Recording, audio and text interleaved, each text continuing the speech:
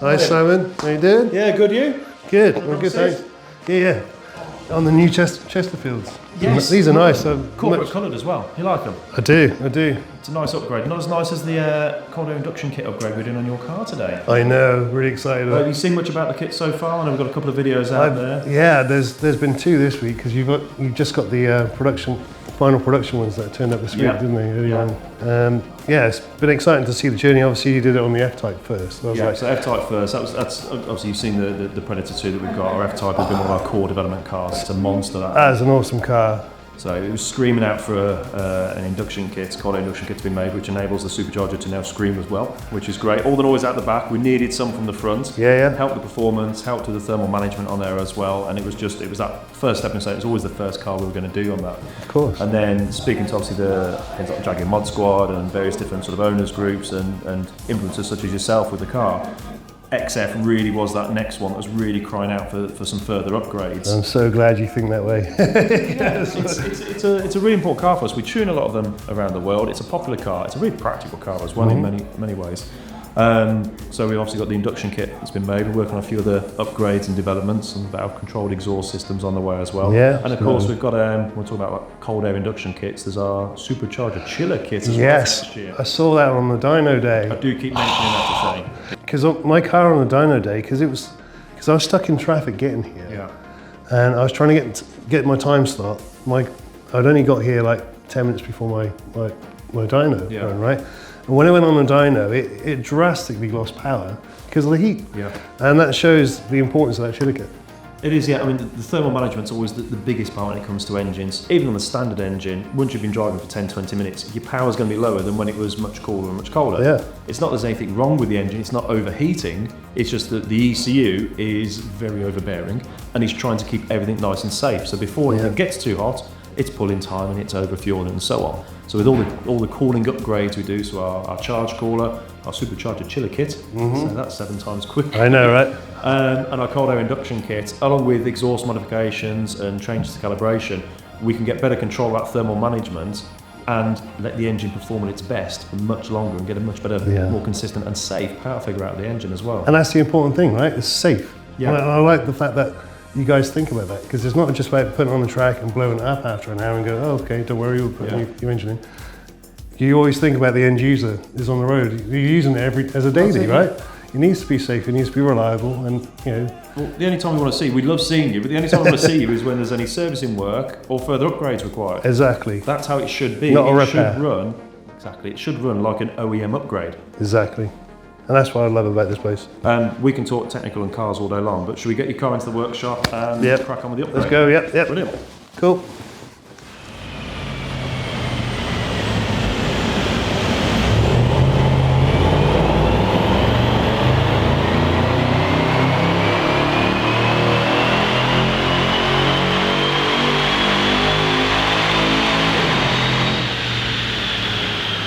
That's really nicely done on the inside. I'm looking at the air gap. You see the aluminium ones, you see like the welding lines and stuff? But this is all like really well molded. Look at the beautiful filter. Stunning. Yeah, I was just seeing this. You've got like the fitting instructions and stuff that come with it. So if you're fitting it from home, there's loads of parts in there. Got new screws and clips and things. So that's quite cool. So if you are remote fitting it, should be quite easy for anybody to do. Jaguar have always made superchargers that are very quiet and restrained, and we need to make it how it should be, and it should howl down the road like a proper big angry predator cat. Yeah. And make everybody smile and everyone else's heads turn, right? That's the thing, yeah. You've got a supercharger, you want to be able to hear it. Yeah. So why not? So it deletes the resonators on there. Obviously, I think you've already looked at the reinforced silicon pipe on there. So it's nice, big open aperture on there, high flowing. Gets that Y pipe as a nice uniform element on there.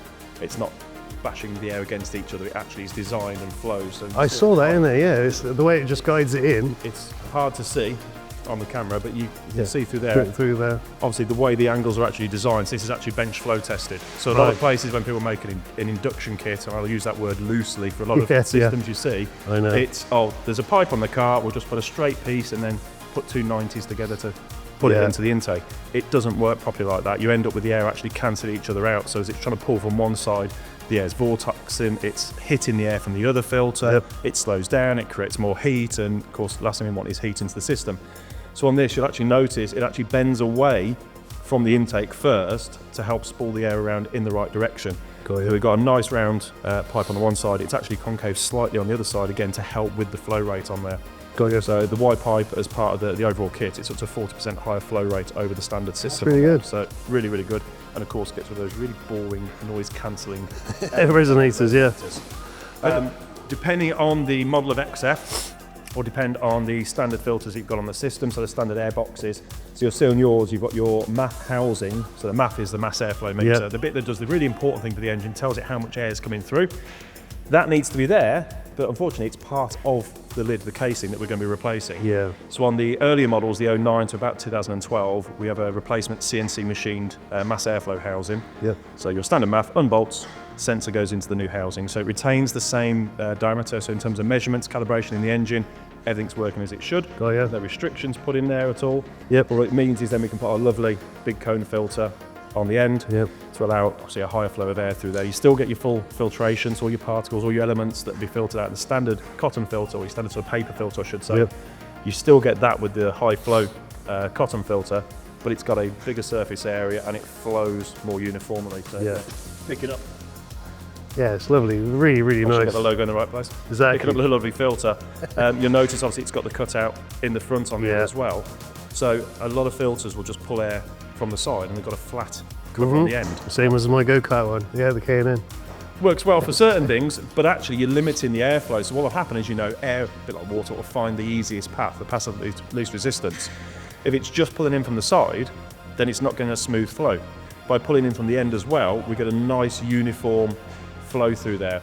So maybe you see those sort of computer fluid dynamics in sort of Formula One cars, all the air sort of flowing neatly off. That's what we're trying to get through here, so it pulls evenly. Or the Dyson fanless air blade, right? Perfect thing, that little you got the air coming in from the front, and actually pours the air from around as well. Otherwise, it's just got to go around, right? Well, the biggest thing, as I said, we've mentioned about the mass airflow sensor. If you get air just pulling from one side on this, where you've got something that's capped at the end and blocked, you're actually creating a different path for the air to go. So the engine might not actually measure all of the air coming through. Makes sense. Then you have knock-on problems, or it measures more air in that one area and thinks it's getting twice as much air as it is. Fuels it differently. Over fuel, and it's all sorts of problems. It's all about keeping a nice high flow rate of air, but smooth and consistent, in line with how the actual sensor was designed to work in the first place. And that's why I've never put them on, right? Because all the systems I've seen to date have not been worthy, I've been thinking about it and thought that, and a lot of people just put them on and go, yeah, it's got more power, and you're like, yeah, but you're getting hot air in there. Oh no, it feels better, and that's psychological, right? Placebo. Yeah. There's so many things to do with tuning that end up being placebo. I've spent money on it, it sounds better, therefore it must be faster. Exactly. Everything we do must add to the car, it must benefit the car. There is no point in putting something on there, it sounds great, but I've lost 100 horsepower. Our kit improves the airflow, gets you colder air in there quicker, and doesn't have an adverse effect on the actual flow rate and the flow dynamics into the engine. So as you can see on the standard car isn't just two flat pipes that then just turn in on themselves. There's a different angle on both sides. So that's how we've had it designed and engineered, to optimise and improve on what the factory's already done. Absolutely. There's a couple of different variations of the system. So this is you've got the vacuum operated diverter valve, or supercharger. So you've got the airbox with the MAF housing as part of the airbox itself. On the later models, so you look in 13, 14, 15, the electronic valve, where they go to electronic bypass. Remember, Paramount superchargers are available for those ones. We've got a slightly different setup because the MAF is a separate element. Right. So it's actually quite similar to our F-type kit. The filter actually bolts onto the standard MAF that's there. So both fit in the same way. Same kit available for both, but a couple of different variations in there. So we cover 09 to 2015 for this model. Nice. It's actually been designed. It's a 3-month process. We've had them 3D printed, numerous mock-ups made on the vehicle itself to ensure we've got correct fitment, that we're clearing all the sensors, clearing all the standard pipework that's there, which is really key and important to us, that it looks and feels like an OEM upgrade, if that makes sense. Yeah, absolutely. Well, this is why I like this company so much. You've got your development cars to actually develop and test, and instead of just going, here's our first design, that are bound to work, you know? Yeah. You know, you're actually trying things and improving it. Yeah. That's why I love it. Love it here. That's what we have to do.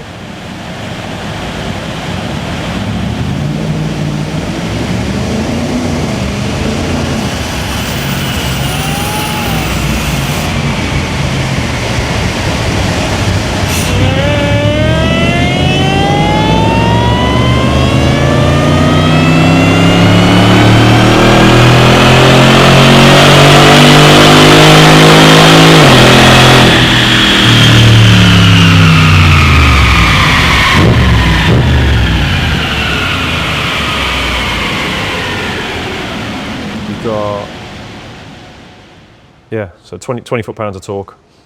But I mean, your difference, I mean, you look, Yeah, yeah. you take it as a where point. it comes Peak, this is the thing with peaks, as we've always talked Yeah. about before. A peak and a peak is great, but what have you got either side of that? And you come down to 3,000 RPM, 625. Even if we average that bit in the middle, 65, Yeah, so another 40 foot-pounds of torque there. Yeah. You're 55, 60 Newton meters nearly. Yeah. That's huge. Crude And that's maths on where, there. like I said, that's where you're driving, right? That's where you're cruising along. Exactly. I mean, from a torque point of view, you are above 600 foot-pounds of torque, just over 2,000 RPM, all the way through the sort of 5.4, 5.5, over 600 foot-pound of torque. That's insane. That's not too shabby. Not at all. And that's the drivable area. That's where you're really driving the vehicle. Yeah, Brilliant. absolutely. I know cars, V8 cars, that have got a lot less torque than that at peak. So to have it at 2,000 RPM all the way through, that's just insane. That's the thing, yeah. I mean, how the graph looks on there, it looks like it starts really low and climbs up. Of course, we've got different scaling on there, so we can see the finite details of what's going on. But it's got a huge amount of torque from low down.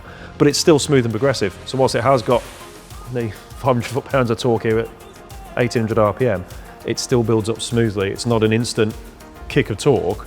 And that smooth, progressive build-up to it is what maintains the drivetrain, maintains the gearbox, diffs, everything else. As I said, it's tuning within the limitations of the components, tuning within that safe margin on the components on there. So you can have a massive smile on your face and still go and put tens of thousands of miles on the car happily and confident that it's going to deliver every day. Tuning this way, you've got the power instantly under your right foot. So you've actually got more control as a driver that way as well. You're not waiting for it to suddenly catch you out. It's there as soon as you put your foot down. So you really are in control of the power and the performance. And it's smooth and progressive as well. That's the best way to tune. And it's the way we always style our tuning for. Whether it's a supercharged, naturally aspirated or turbo petrol or diesel, smooth and progressive means you get the best out of the engine without putting it under any sort of undue strain or stress. Yeah, awesome. No, really good figures on there. I'm really happy with it. Ever. So, happy with the sound? Yeah, absolutely. I heard it from the waiting room. It was like, ooh, you can hear it straight away. Yeah, it really howls now. It does what it should do as a supercharger. It sings. Yeah, absolutely. I can't wait to get out back on the road and hear what it sounds like from inside the car. Exactly, yeah. So we'll get it off the dyno, get you out on the road, get a test drive, and let's see what you think. Thank you. I'll let you get back to your day job. Cheers, Shay. Thanks. Thank you.